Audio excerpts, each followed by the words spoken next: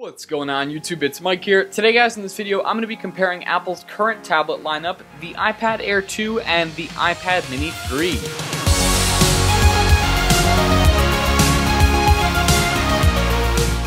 So here I have Apple's latest flagship iPad devices, the iPad Air 2 and the iPad Mini 3. As a matter of fact, before we get into all of this is actually an iPad Mini 2. I'm going to explain why, if you didn't already know. The iPad Mini 3 was a extremely small upgrade this year from Apple, unlike the iPad Air 2, which got quite a few updates compared to the previous gen iPad Air 1. But, you know, in terms of the iPad Mini 2 and the iPad Mini 3, the only difference is there is no Touch ID sensor on the iPad Mini 2, and also you can now get the iPad Mini 3 in gold. So that's the only difference. The iPad Mini 3 has gold, like as a color option, also has the Touch ID sensor, and that's tied into Apple Pay as well, available on the iPad. But other than that, there is no difference. They're exactly the same. They have the exact same specifications, even the same weight, everything.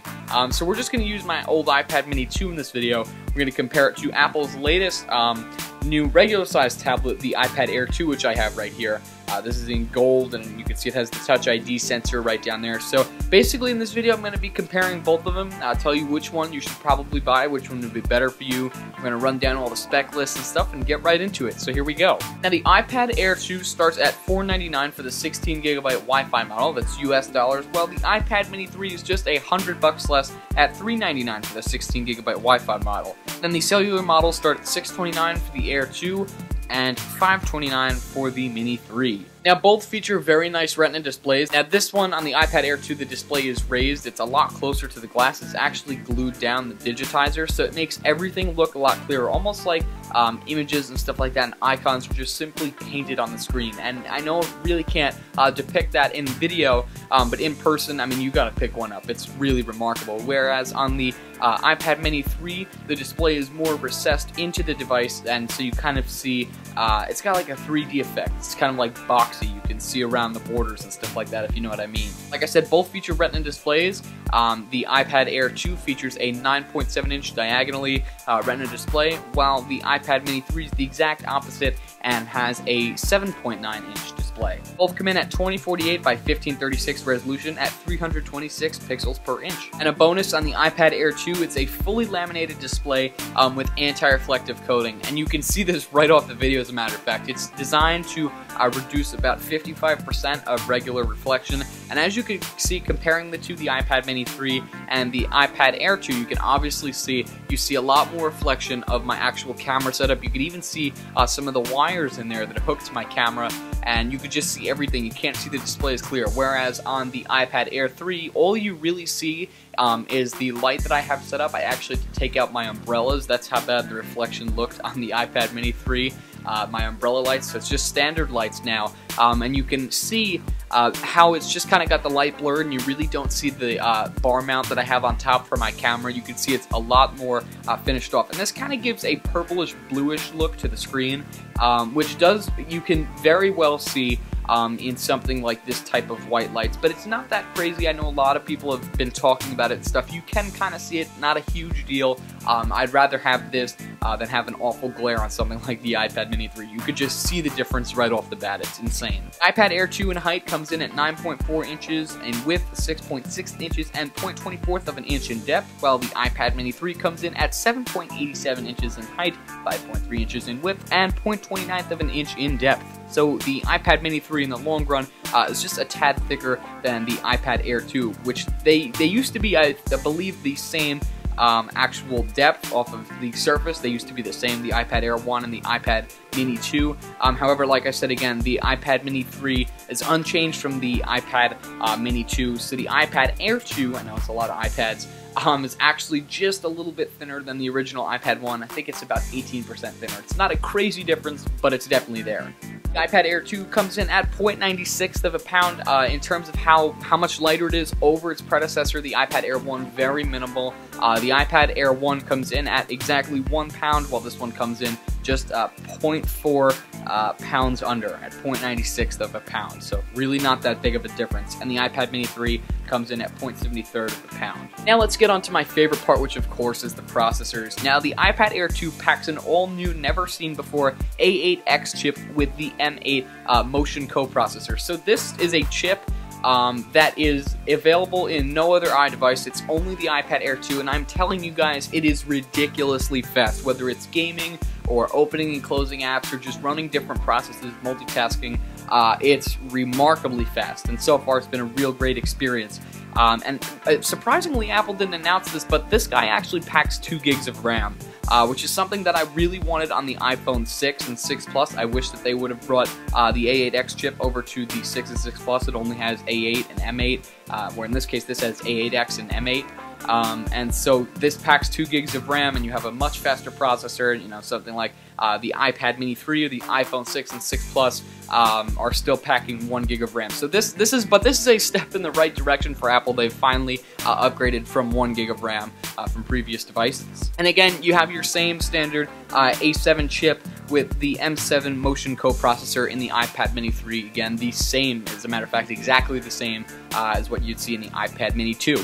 Now, both front cameras on the front of the device are the same. They take 1.2 megapixel photos at 720p HD video. And then the rear-facing iSight camera on the iPad Air 2, you're going to get 8 megapixel photo quality, and on the iPad mini 3, you're going to get 5 megapixel quality photos. In the iPad Air 2, you'll also get burst mode on the rear-facing camera, which is a really cool feature. The iPad mini 3 lacks that in this case. Moving on to video recording, pretty much both the same on each device that you've seen in the past. However, the difference is on the iPad Air 2, there is now 120 frames per second slow-mo, which is brought over from the iPhone 5S. Now, this isn't the first time Apple's done it. Again, like I said, they've had it on the iPhone 5S, and they brought it to the 6 and 6 Plus as well. As a matter of fact, with the introduction of the 6 and 6 Plus, they even brought 240 frames per second slow-mo.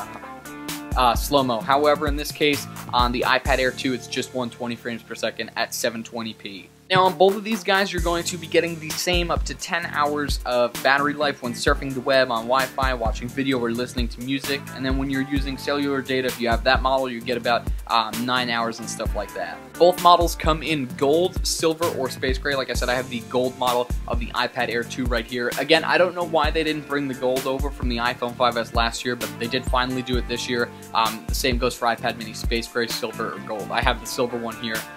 Obviously, gold wasn't an option since, again, I don't have the official iPad mini 3. And I don't know if I said it already, but both pack the Touch ID sensor, which also features Apple Pay, and that's built into settings. Interestingly enough, there is no Passbook app, but if you go into the settings app on either of these devices, there's a new Passbook tab where you can add your credit card and use Apple Pay only for online in-store purchases within Safari or whatever app you're using. These do pack NFC chips, but they're not for the NFC you're thinking, where you can go to a store and hold up your tablet or your phone to an NFC reader and pay for things. You can't physically do that. It's just limited to online.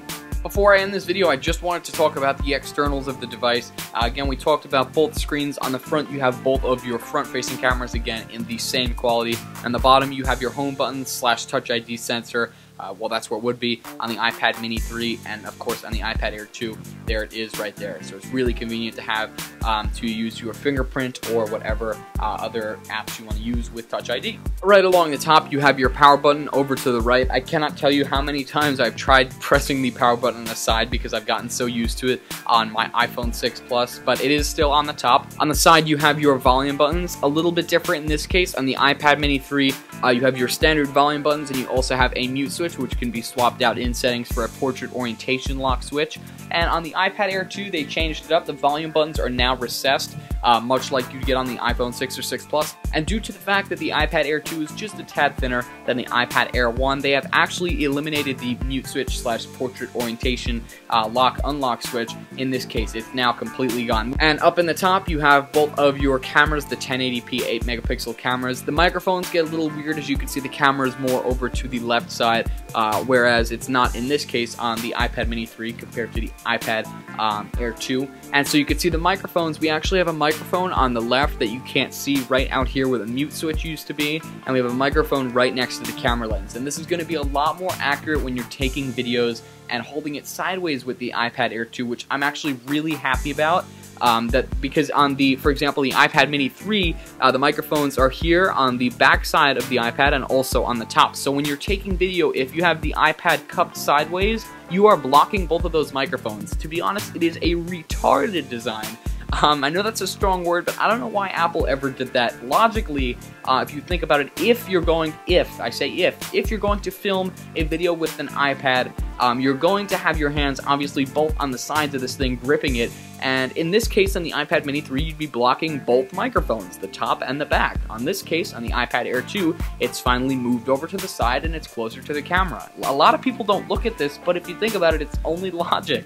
And I'm glad that Apple finally fixed that in the situation of the iPad Air 2. Of course, you got both of your Apple logos embroidered into the backs of these babies right there, and you have the iPad logo and information printed on the bottom. Now on the bottom here, of course, you have your lightning connectors as well as your speakers. There's now one row on each side of speakers on the iPad Air 2, and on the iPad Mini 3, you have 2 rows of the speakers on each side. Now, as a brief speed demo before I get out of here of the faster processors, A8X versus M7, I'm just going to load up Apple's website really quick, just as a brief test. Just see just how fast they go in 3, 2, 1. And, well, that was pretty obvious. As you can see, the iPad Air 2 loaded the page faster than the iPad Mini 3. I'll even click on the Retina iMac thing here in 3, 2, 1. See? What happens first? Obviously, that's an obvious answer. The iPad Air 2 just loaded up a tad faster than the iPad Mini 3. Of course, it's got a much faster processor, and it's got an additional gig of RAM over the iPad Mini 3. So, well, there you go. Genuine, honest test. I'm not going to do power down or anything like that. It just takes too long. But that gives you an idea of how much faster the processor is over its smaller version. Not much, but a little bit. But anyways, guys, that wraps out just about everything on my video. I do apologize getting a little long. Wanted to get into the full comparison. A lot of people are really not sure what the differences are. You know, when it came to the iPad Mini 2 and iPad Air last year, the devices were practically identical. The only difference was their screen size. But in this case, this year, you know, we got a slightly new design on the iPad Air 2, whereas the iPad Mini 3, incredibly, got no upgrades besides Touch ID and the option to get the gold color. And if you're not going for gold, you're getting a fingerprint sensor for an additional $100. How crazy is that? But yes, I just wanted to compare both of those. Hope you enjoyed this video. If you did, please be sure to leave some comments below on your thoughts. Of course, rate, give this video a thumbs up, and click the subscribe button below. Stay tuned for some more iPad Mini 3 and iPad Air 2 coverage that I will be having coming soon. That's it for this one, guys, and I will see you in the next one.